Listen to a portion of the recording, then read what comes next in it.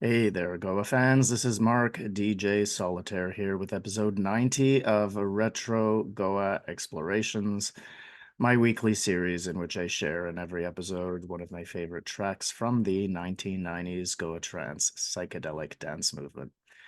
Well, we're approaching the end of this calendar year of, what year is it? 2024.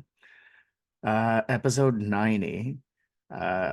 Looking at about half of what's been done so far being in the 96 to 97 season. So tracks that I first encountered or that were produced in from the autumn of 96 through to the end of the summer of 97. Now, a lot of these tracks were produced before, and I know that's the case with this one. It is kind of surprising sometimes how long it takes for some of these tracks to get released. So, the new music that we're hearing isn't always necessarily new. It's often just newly available. And this one's interesting because in a sense it was released quite out of sequence for the other music uh, being made in this project.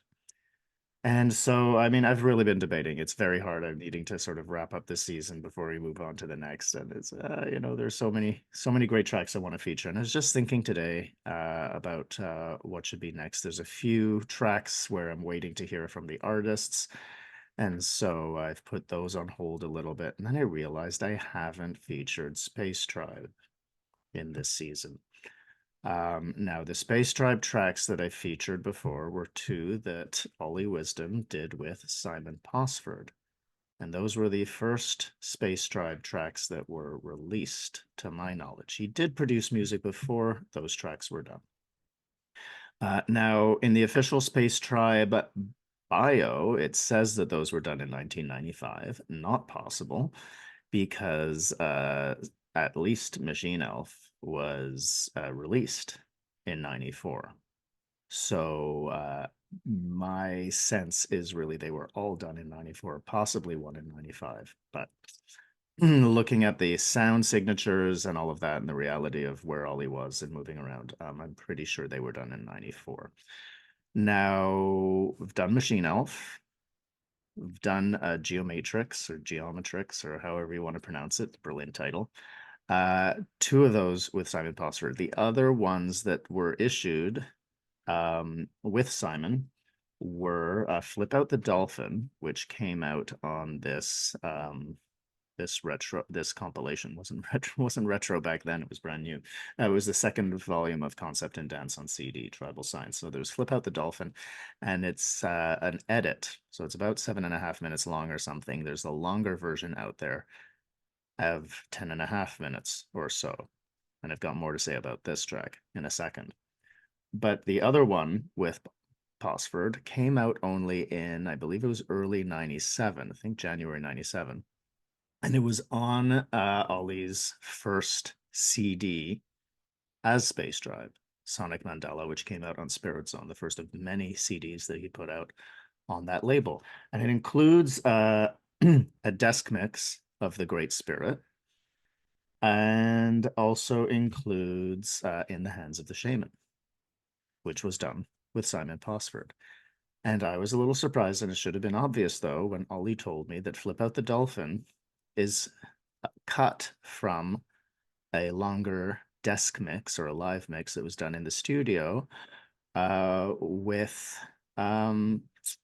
based on In the Hands of the Shaman. So basically it was a live mix of In the Hands of the Shaman. I have heard that. It's about 20 minutes long. And as a 20-minute track, it doesn't quite have the cohesiveness of, say, the Slinky Wizard, Wizard track desk mix of, 20 plus minutes. But a chunk of that came out. So that was In the Hands of the Shaman. But that came out before, Flip Out the Dolphin came out before the actual track fully itself came out. So in a sense, we've been saying that, there's four tracks that Simon Posford wrote with Ollie Wisdom. In a sense, it's actually only three, if you consider that there's that, that this is an alternate mix, or it's actually they're really taken from the same session.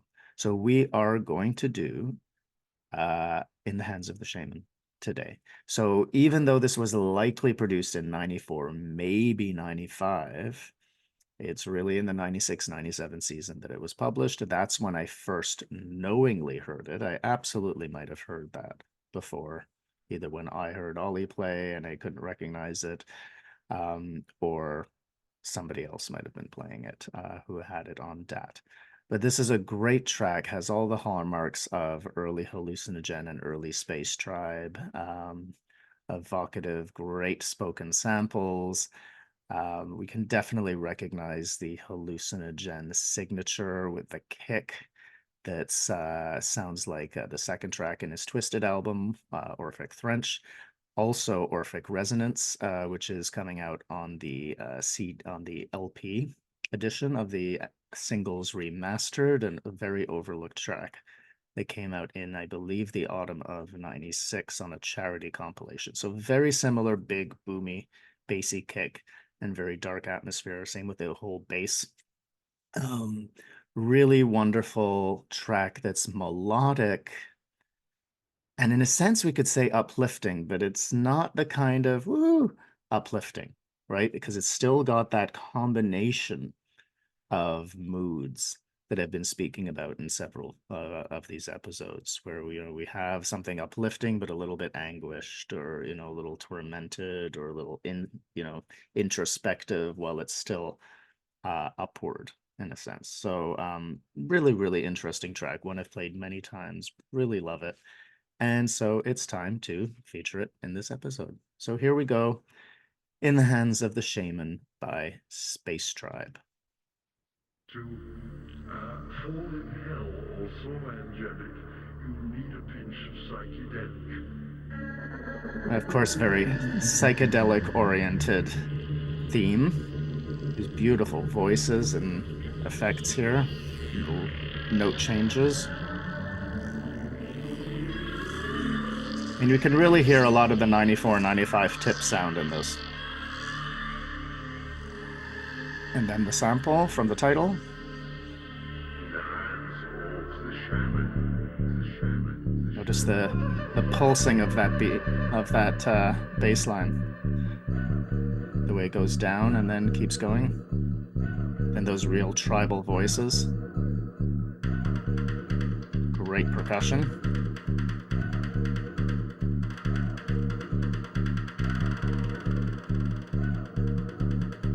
Wonderful effect leading into the entry of the kick.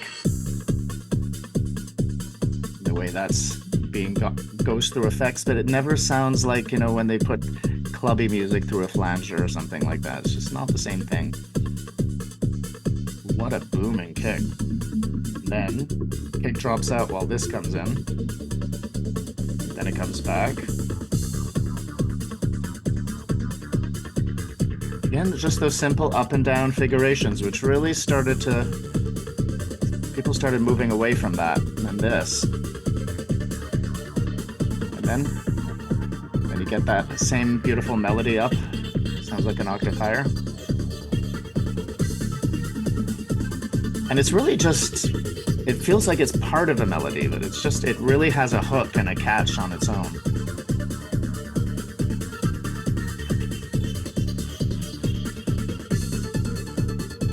And the interplay between this is where it has that sort of gnarlier, darker kind of sound, right? Like in The Great Spirit as well.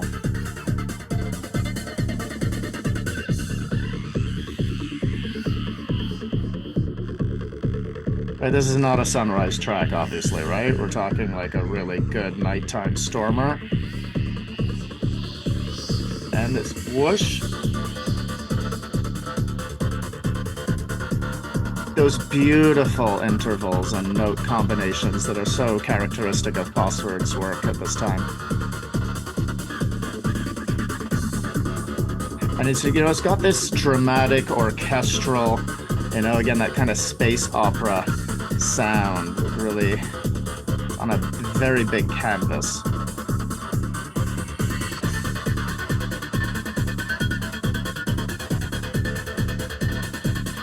Lots of sort of anguished cries into the heavens here, it seems.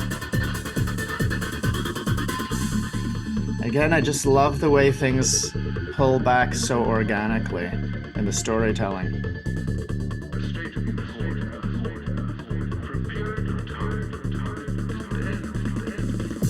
Beautiful sample for this, leading into this transition. Little pitch bend there, and the gating.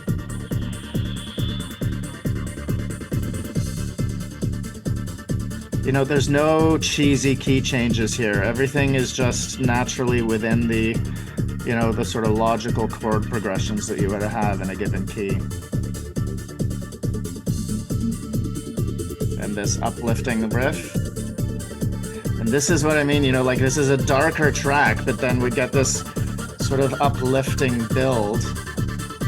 You know, the melody itself, but also the notes, upward movement. Really brings that on.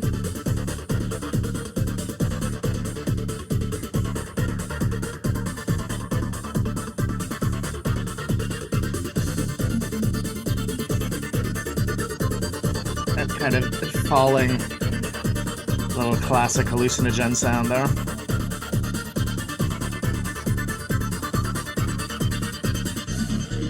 And again, that growling sound, again, that we know from hallucinogen and tip as well. That real tribal influence that Olli would bring.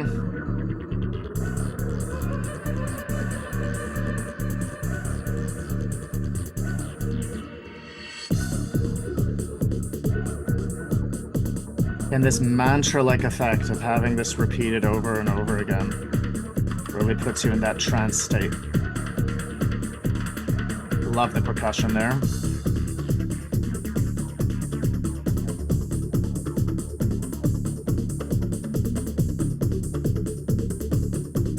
And just that going down and up very simply.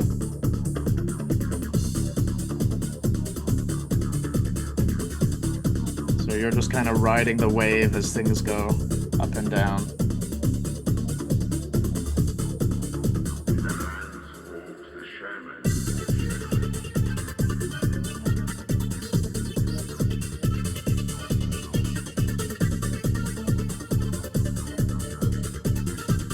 Love the there's that rhythmic sort of, there's a little grace note that happens in that main riff. It sort of just adds a little propulsion to it.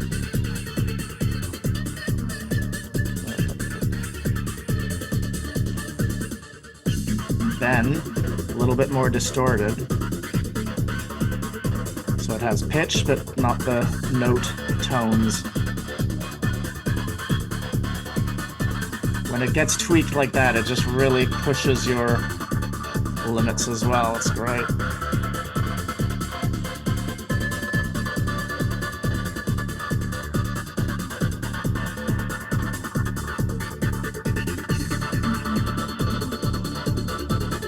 Again, love that chorus and those gated voices.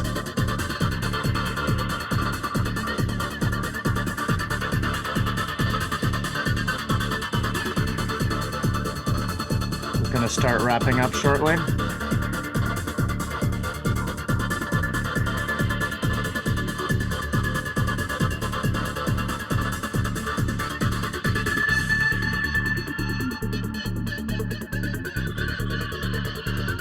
And those dark voices.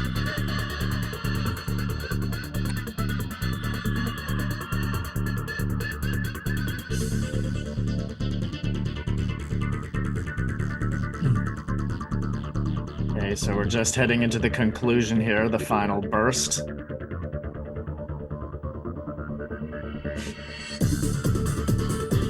Again, that uplifting melody from before sort of carrying you through, so things get darker, and then you have that reminder of celebration and uplifting aliveness. A little change in articulation there, where those bits get shorter in value.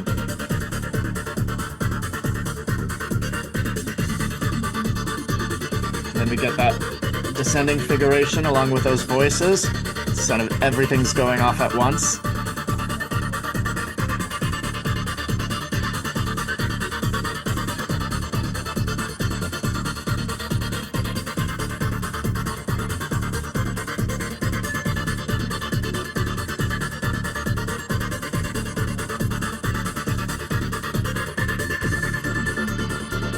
that beautiful smooth legato as it draws to a close, and then that beautiful bass line with that just that one note deviation.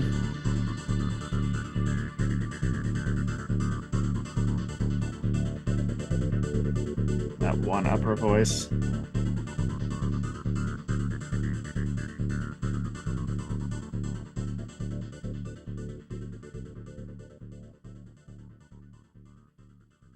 And just kind of one of those long fade outs, kind of like a lot of pop music, right? Where there wouldn't be a clear ending to it, and it would just be like, something's going on and they just fade out of it. And with, this kind of music, of course, that's where you mix out. But whew, quite a track. How long is that? 8 minutes, 59 seconds. So, pretty big scale, great storytelling, some wonderful pauses, the way you then, you don't hear a riff for a little bit and then it comes back. So really grand storyline.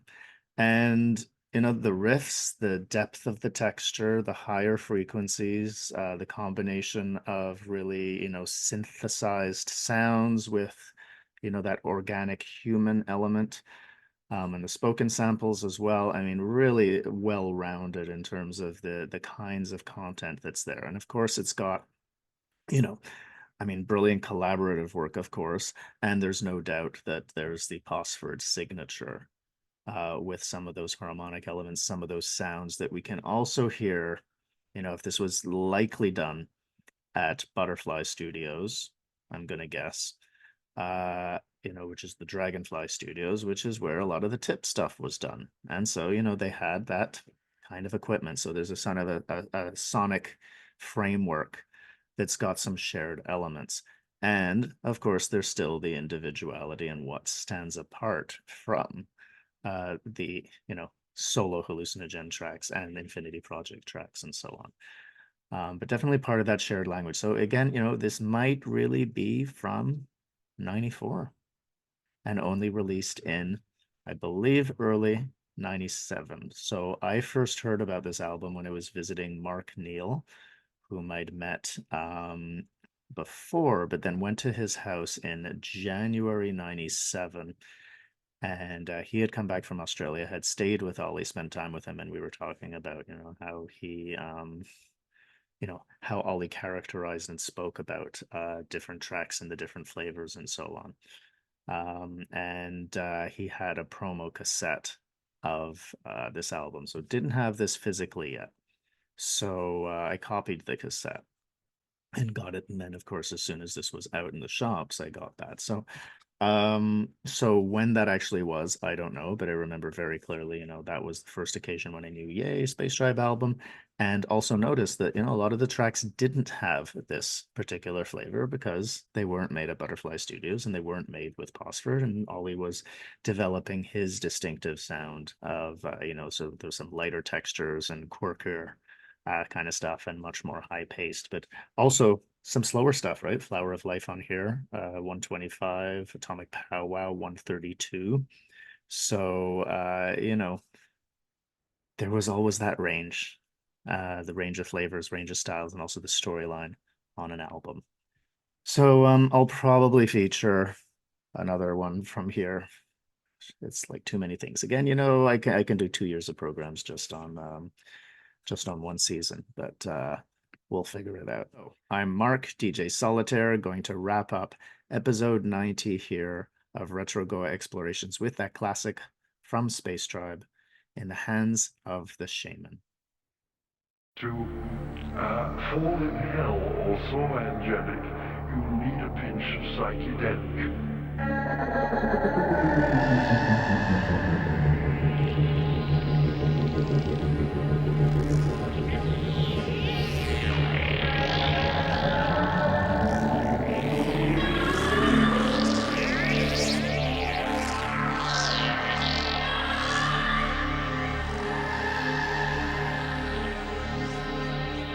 In the hands of the shaman, the shaman, the shaman.